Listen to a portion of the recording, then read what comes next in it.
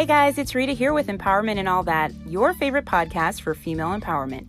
I just wanted to tell you all a quick update. I made it to 1,300 downloads, you guys, in less than a few months, less than 13 episodes. That's over 100 plus downloads per episode, and I love to celebrate those things with you guys because all of you are the ones who consistently listen and follow me, so I really appreciate it. Now, I wanted to give a special shout out to a lady named Ashley Taylor. Ashley did such a sweet, special thing for me this week. She sent me 2 custom-made shirts, and for those who know me, know I'm the massive Ravens fan, like huge Ravens fan. And she got me a cute custom-made shirt, and she also made me a shirt for the podcast. So, Ashley, from the bottom of my heart, I wanted to sincerely give you a great shout out and a thank you for everything that you've done for me and all the support that you continue to give. All right, guys, now back to the show. Hey y'all, it's Rita here. I'm sure you guys have heard me talk about Anchor.fm in the past, but just to give you a little recap, Anchor is what I use to record this podcast because it gives me a free platform. They have some awesome creation tools that allow me to record and edit my podcast right from my phone or the computer. And Anchor also distributes it for me, so I can be heard anywhere from Spotify, Apple Podcast, which is now iTunes, Google Casts, and so many more. Coolest thing about it, though, is that I can make money from my podcast with no minimum listenership. It's everything I need to make this podcast all in one place. Make sure to download the free Anchor app or go to Anchor FM to get started. Now back to the show. Welcome back to another episode of Empowerment and All That, your favorite podcast for female empowerment. Today, I have a special treat for you guys. Stephanie Osborne, CEO of Lead Meditation and Guide for Meditate New Orleans, joins me today as we talk about the power of meditation. Stephanie, thank you so much for joining me today. Thanks for having me on. I'm excited about this episode. It's awesome that both of us find so much enjoyment out of meditation. Mm-hmm. Why don't you tell us a little bit about yourself? Okay, so I'm a meditation guide in New Orleans. I've been studying meditation since I was 15 years old, and I've studied throughout high school and college, and I eventually started guiding my family and friends, and now I am a meditation guide. What would you say a meditation guide does in particular? Okay, so a meditation guide holds a space for people to be in the present moment, and sometimes that's through silence, and sometimes that's through verbal guided meditation.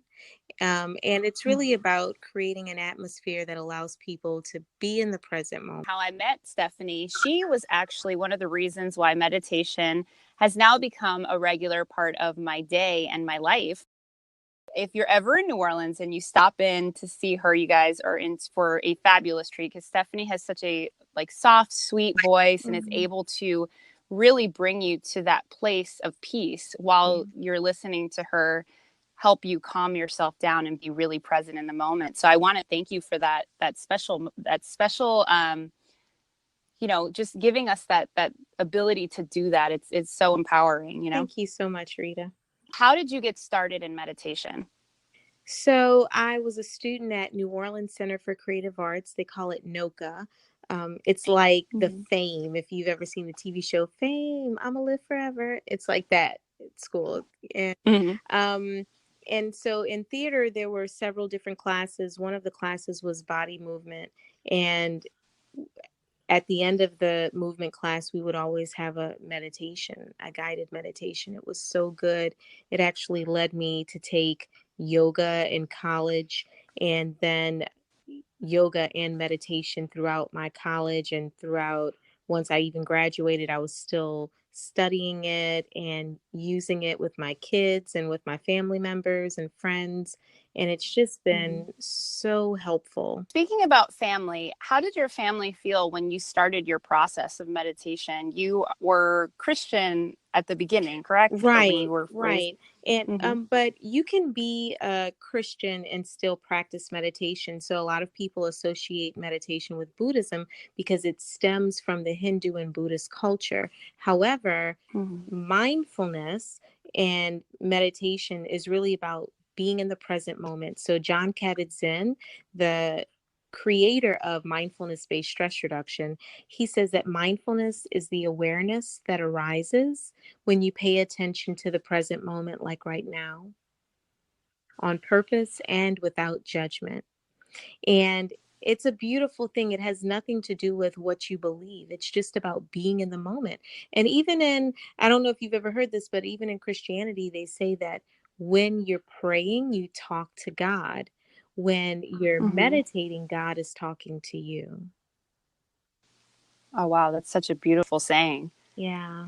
It's very interesting because, you're African American. My Hmm. parents are Hispanic, right? Hmm. Like, so I know for my culture, for sure, like when you start talking about meditation and they start associating it directly to Hmm. Buddhism, it's almost like you're pulling away from the culture that you were raised Hmm. in. And it's like you get this backlash. Did you receive any backlash from the community when you first started on your journey? Oh, definitely. Because people don't really, a lot of people don't understand what meditation is. So it's weird to some people. But once you explain it and they experience it, it's like a shift. Mm-hmm.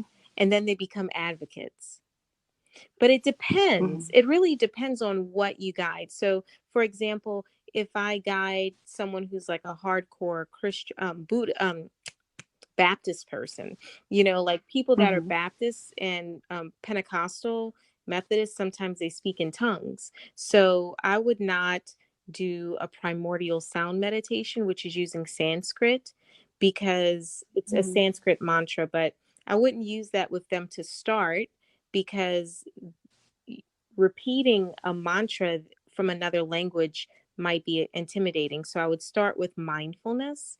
And then after they learn to trust me and know and really allow me to explain what primordial sound meditation is, then we might go into that. But even then, sometimes people say, I'm not gonna say something I don't know, but they might repeat a mantra in English. The only problem with that is when you repeat a mantra using words that have a meaning, then it shifts your attention to the meaning instead of the vibration of the mantra. I hope that makes sense to you. Yeah, absolutely. It's like almost shifting your mind to continue thinking Right. versus detaching from thought, right? Correct. Correct. Yeah. So, what types of meditation do you teach? I offer mindfulness meditation and also primordial sound meditation, and that's from Deepak Chopra. So, if you've ever heard of transcendental meditation, Deepak studied transcendental meditation and then he created his own Sanskrit based primordial sound meditation. And it's the difference is that with mindfulness, you bring yourself back to the present moment by focusing on your breath and your body. Awareness of your body. And with Mm-hmm. primordial sound meditation, you bring yourself back by focusing on a Sanskrit mantra as an anchor. So you every time you notice that you're thinking, then you start reciting your mantra silently to yourself. So those are the two that I offer. Which one's your favorite? Um, well, I've been on two retreats, two silent retreats. Well, actually three, but I've been on two different types of silent retreats. One was primordial sound meditation, and one was mindfulness. The one for primordial sound meditation, I came back singing. It was such a beautiful experience. But there was talking in between. So that's the disclaimer. I don't know what it would be like if I weren't talking. When I came back from Mm-hmm. the mindfulness meditation retreat, it was a completely silent retreat. So I didn't talk for a week. And so there was, when you're not talking to other people, then there's no grasping and rejecting. You're not like reaching for other people's ideas and opinions or rejecting their ideas and opinions. And so, there was more inner work, which caused me to be more emotional, but I got more insight. So I think that both of them are good. Both of them are beneficial, and I think that I always go back to mindfulness because it's easy throughout the day, I think, to focus on your breath. You even notice, like, if you're stressed, you take this deep breath, sometimes unintentionally, but you take it, and then when you release, it's like, oh, you must be stressed. Have you ever done that? like took a breath out of Yes, anxiety or regularly. stress. Yeah. And then you realize, whoa, I Yeah. must be stressed out because why am I breathing like this? Like you can hear yourself go, like, oh, but that felt good, so Hmm. yeah. Yeah, it's almost like the stress kind of leaves the body through the breath Mm-hmm. pretty quickly. Yeah. And it doesn't take it all away, but it does give you like, it's almost like your body telling you it's time to reset. Yeah. It gives you Hmm. a moment of Yeah. awareness. Yeah. Hmm. That's beautiful. So, so since we're talking about the power of meditation, what do you think has been the most powerful lesson you've learned through your practice of meditation?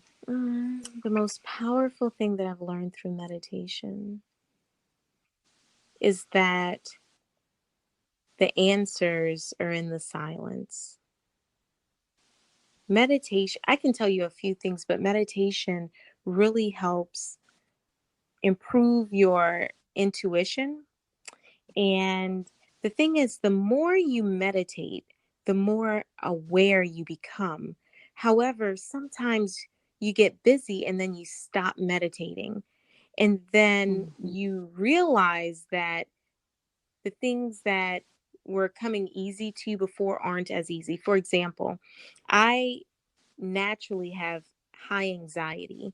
But when I Mm-hmm. meditate every day, my anxiety is so reduced to the point where there really is no anxiety. And then so after a while I might say, "Oh, well, I'm so busy, I don't have time and I'll do this later." And then what eventually happens is, my husband might say, "When was the last time you meditated?" And I'm like, "Why?" Well, because you're being kind of, you're poking at things and you're seeming anxious or irritated, and I just don't get that way with when I meditate consistently, because I'm way more conscious. I'm able to articulate my perspective from a more loving way, from a more loving place, and I'm able to hear people um fully without the inner dialogue.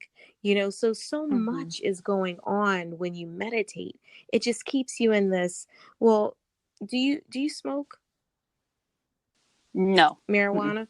Okay, so um when people smoke, sometimes people that have Mm-hmm. high anxiety use an indica um marijuana so that they can even themselves out and be like really calm and cool. But the thing is, it's dependent. And I'm not judging anybody Mm-hmm. for smoking, because some people need it, especially people with Mm-hmm. PTSD and cancers. But Mm-hmm.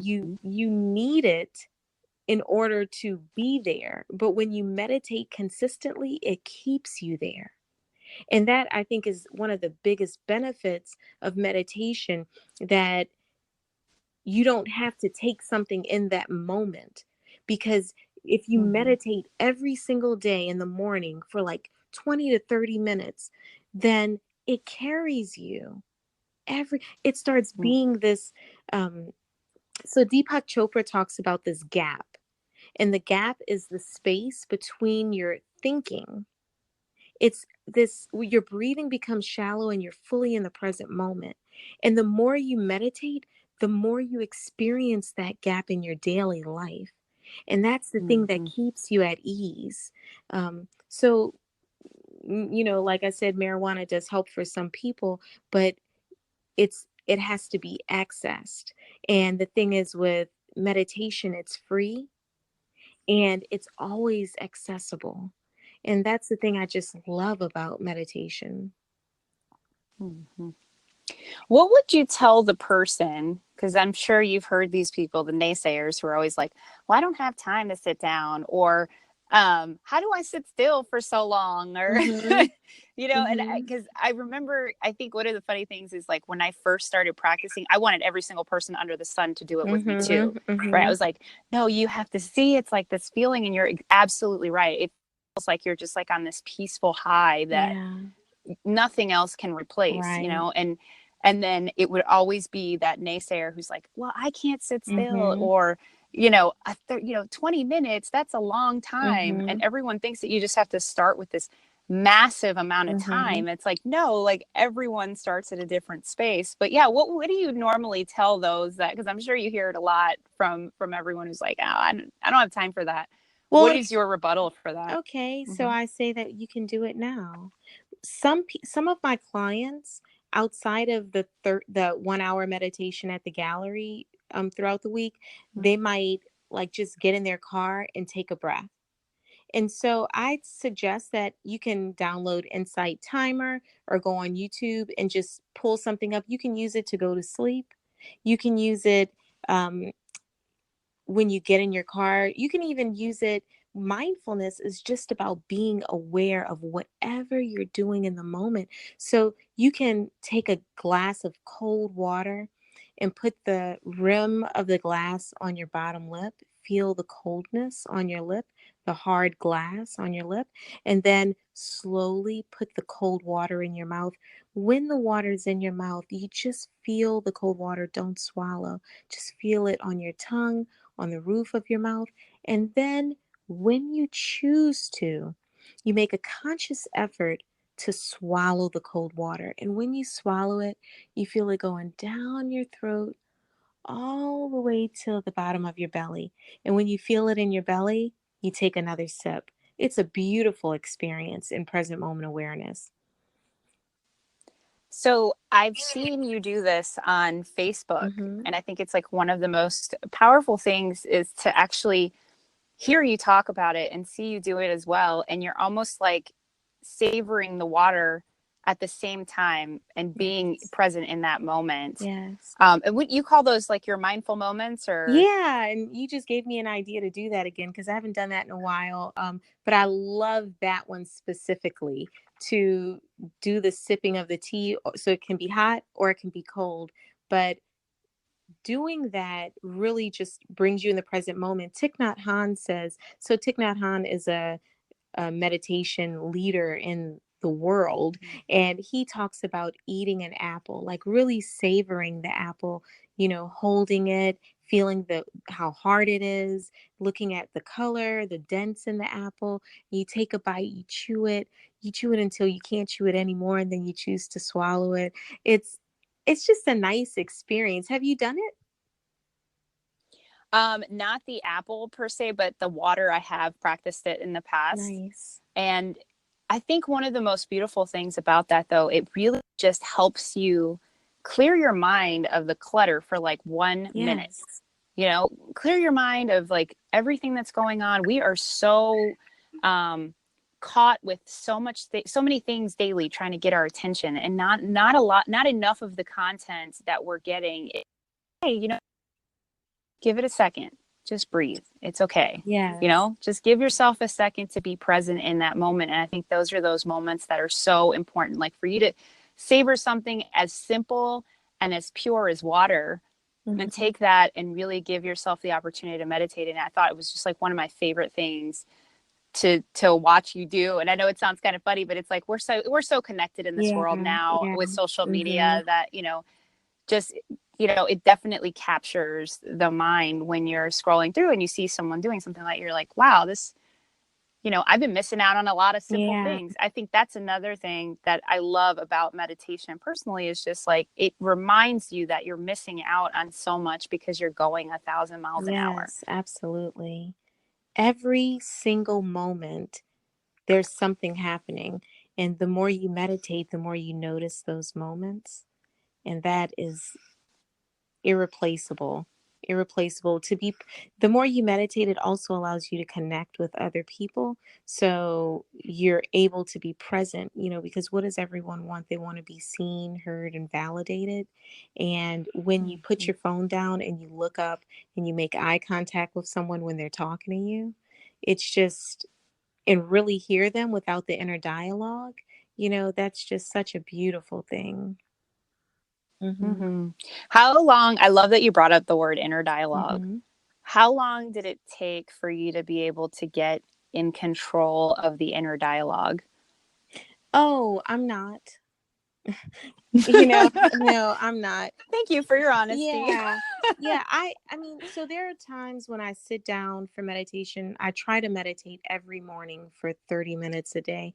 And I try sometimes it's I have a super busy mind, and sometimes I just remember to constantly bring myself back to the present moment. So the thing is, and the more you bring yourself back, the more you are able to slip into the gap. But the gap is such a short moment of fully present moment awareness. And then you notice you're in the gap, and then you're out of the gap, and you start thinking, oh, I was in the gap. So it's just, what was the question again? What were you saying? Oh, taming the Oh, mind, the like busy being able mind. to, yeah, Yeah. yeah, Yeah. or And the monkey mind, right? yeah, the monkey mind. And so a lot of people, I posted something recently about meditation, and a lot of people were saying, I can't get my mind to just be still. I can't erase all my thoughts. And it's about not so much erasing your thoughts, because you're living. So you're always going to have a stream of consciousness and a stream of thinking that'll come up. And so it's really about not so much erasing the thoughts, but noticing them. And when you notice the thought, it's remembering to bring yourself back by focusing on your breath or your mantra. So it's two words, it's noticing and remembering. Noticing the thought, oh, I'm thinking, bringing yourself back, remembering to bring yourself back by focusing on your in breath and your out breath or your mantra. That is that is a very good tool to use. So hard to remember. Yeah. Mm-hmm. I'm Mm-hmm. like, I've been meditating now at this point in my life for about 4 or 5 years. Mm-hmm. And even like I said, it's now become a routine as yours, not as like in the morning or whatever. I find myself getting to that point in the day when I'm like, oh my gosh, I forgot, or, oh, I need to do it now because I can myself at highest points of anxiety. And I'm glad that you were so open to talk about the fact that you have anxiety, Mm-hmm. because that's one of the reasons why meditation helped me so much, is Mm-hmm. because I was suffering through like depression and anxiety, Mm-hmm. and it really helped bring me back Mm-hmm. to center. So, but yeah, even throughout the day, once, like you said earlier, oh, I haven't gotten it all together yet. It's very true of, meditative practices. If we could all sit there as a Buddhist monk all day long, Right. then we could get into it a lot easier. But Yeah. obviously, there are a lot of other things we have going on. So for those moments that you get into the gap, it's just so It important. is. It is. It's so worth it to sit there. Sometimes it's worth it to sit there for 30 minutes just to get one or two moments in the gap. But we're going in the gap throughout the day anyway, we just don't notice it.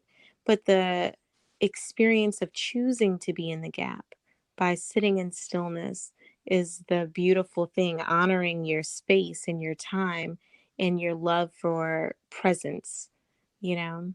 Mm-hmm. Yeah. Do you have any stories that any of your students have shared with you about how meditation has changed their lives? Sure. I have one story of this lady. Her name is Claudia, and I'm sure she'll be fine with me telling this story. She went to the doctor, and the doctor was taking her blood pressure, and her blood pressure was kind of high. And she said, wait, let me take this again. I can breathe through this. And so she started slowly controlling her breath. And the nurse said, I'm literally watching your blood pressure lower. That was pretty Wow. cool. Yeah, that was pretty cool. And another person, one of my girlfriends, she said that she was sitting at in the DMV, and her blood pressure was rising. She was stressed out, and she just started taking breaths in and out, and and she just started feeling better. And people say all the time that since they've meditated, they just feel more calm. Their whole Mm-hmm. day is shifted. If you start your day in the morning meditating, the rest of your day is just like, it just goes so much more easy. You know, it's just it's that it's medicine. It's medicine. It, It really yeah. is. And it's that medicine that you don't have to that you don't feel weird about Right. afterwards, or, your body's not having a random reaction to. Yeah.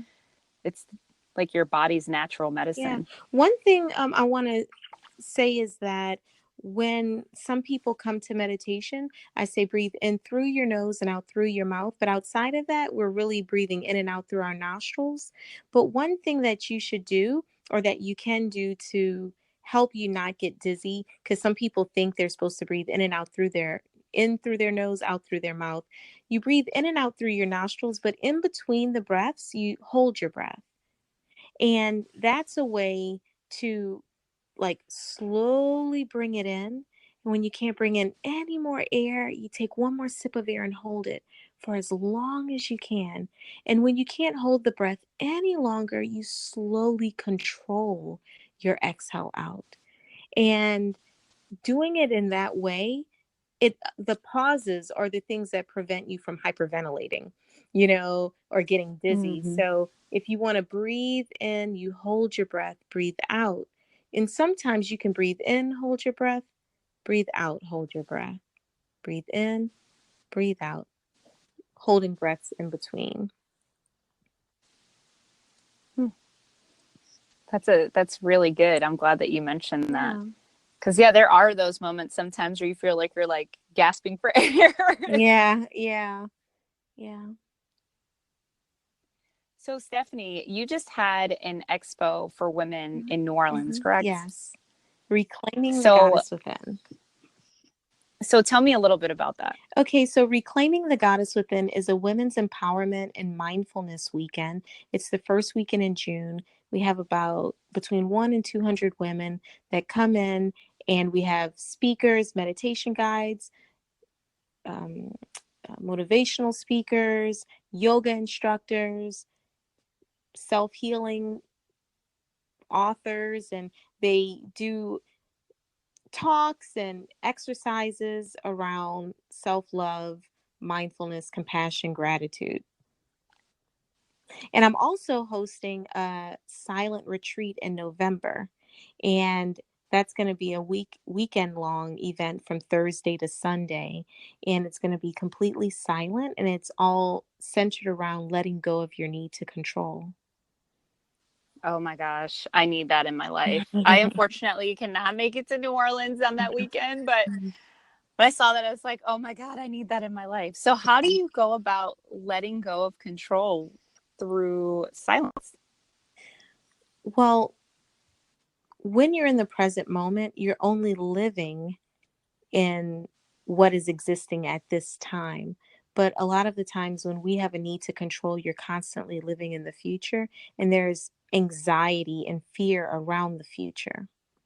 And so, what we'll do is, other than meditations and uji, qigong, and yoga, and walking meditations and journaling, we'll also have talks every night about letting go of the need to control, and what does it mean to stand in your own personal space and hold your space and not use your power to externalize or project what other people are doing or what other people might say or feel, but instead just trusting yourself, leaning into your personal power. Wow. I feel like everyone who's listening probably should attend for sure. Yeah. Let's say somebody wants to get in touch with you if they're visiting New Orleans, or if they live in New Orleans and they want to come by and see you or sit through one of your guided meditation classes. How do they get a hold of you? Okay, so they can go to meditateneworleans.com, or they can text me at Mhm. 504-232-7530.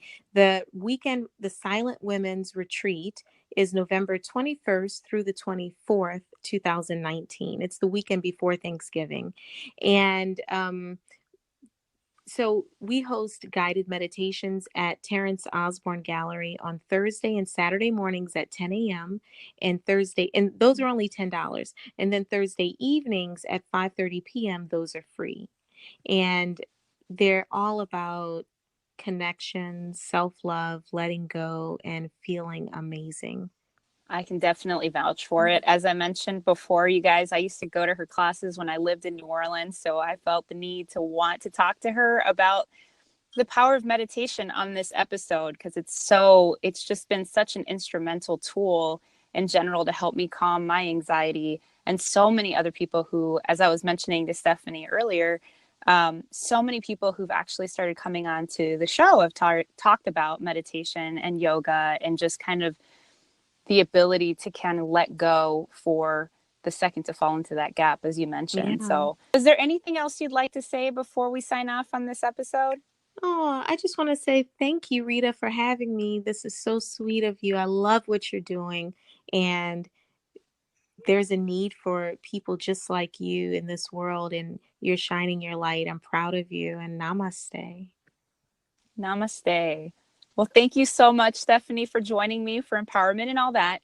You guys, if you would like to get a hold of Stephanie, I'll go ahead and put all this information in the show notes. Yeah. All right, guys. Well, till the next episode, make sure to keep it positive or don't keep it at all.